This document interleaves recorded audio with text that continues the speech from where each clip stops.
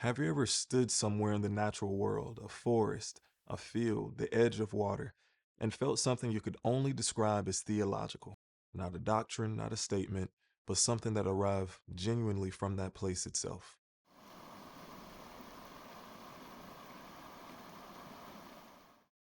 My family and I often go outdoors. We hike along paths and throw rocks in streams.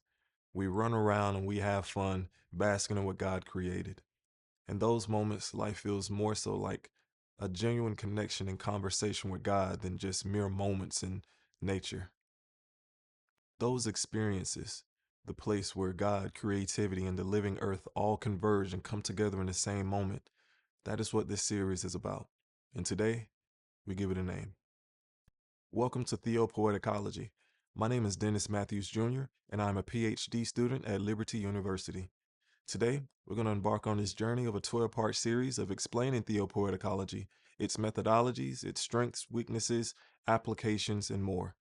Hopefully, by the end of this series, you'll be able to understand theopoetecology and its application in daily life. Let's start at the beginning with the word itself. Here in this diagram, you'll see theopoetecology as a constructed word with three Greek roots, each containing a distinct intellectual component. The first root is theos. Theos is the Greek word for God, the divine, the theological.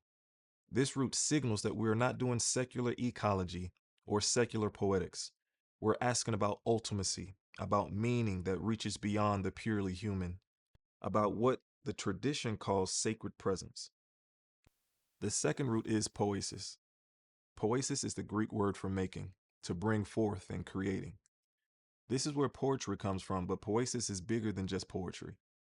It means any act of making something new, a liturgy, a painting, a garden, a sermon, and even a story. The Poiesis root insists that theology is not only propositional reasoning, it is also creative articulation. And the form of that articulation is not incidental to what we know about God, it is actually constitutive of it. The third root is oikos. Oikos is the Greek word for household, the dwelling, the relational home. This is the root that gives us ecology, the logos of the home, economy, the management of the home, and ecumenism, the whole inhabited world as one community. In theopoetecology, this root insists that meaning does not emerge in isolation.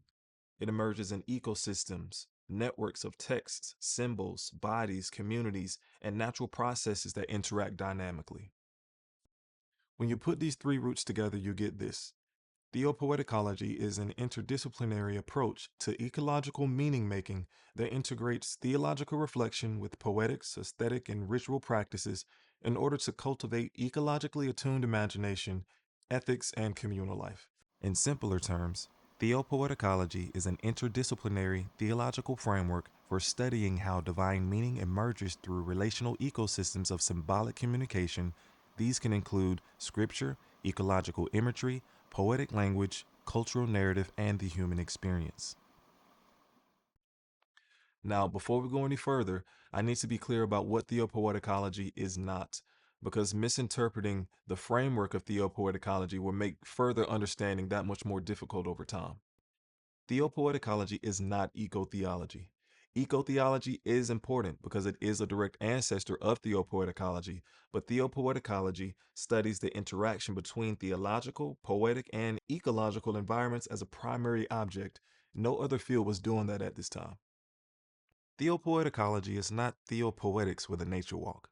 Theopoetics is the other direct ancestor of theopoeticology, which is a brilliant work on imagination, aesthetics, and theology, but it hadn't fully integrated the living ecological world as an active participant in meaning making. And lastly, theopoeticology is not simply a new name for something that has already existed before. The novelty is in the interactional model, which we'll cover later. It presents the idea that studying how these environments communicate with each other produces insights that none of them can produce alone over time.